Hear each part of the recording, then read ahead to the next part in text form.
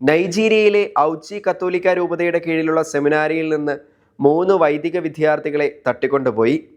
July 10 വ്യാഴാഴ്ച രാത്രി immaculate conception minor സെമിനാരിയിൽ നടന്ന സായുധ ആക്രമണത്തിന് പിന്നാലെയാണ് 3 സെമിനാരി വിദ്യാർത്ഥികളെ തട്ടിക്കൊണ്ടുപോയത്. അക്രമ സംഭവത്തിനിടെ സെമിനാരിയിലെ സുരക്ഷാ ജീവനക്കാരനായ ക്രിസ്റ്റഫർ അവനെങ്കിങ് കൊല്ലപ്പെട്ടു. എഡോ സ്റ്റേറ്റിലെ എഡ്സാക്കോ ഈസ്റ്റ് പ്രാദേശിക ഗവൺമെന്റ് ഏരിയയിലെ ഇവിയാനോക് പൊടിയിൽ സ്ഥിതി ചെയ്യുന്ന സെമിനാരിക്ക് നേരെയാണ് രാത്രി 9 മണിയോടെ ആക്രമണമുണ്ടായത്.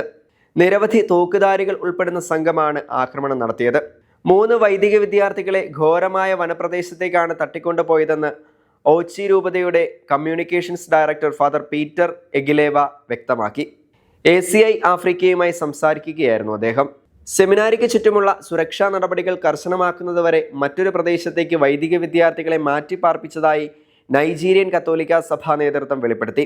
നിർഭാഗ്യവശാൽ തട്ടിക്കൊണ്ടുപോയവരുമായി ഇതുവരെ ഒരു ആശയവിനിമയവും നടന്നിട്ടില്ല എന്നും ഓച്ചി രൂപതയുടെ കമ്മ്യൂണിക്കേഷൻസ് ഡയറക്ടർ പറയുന്നു.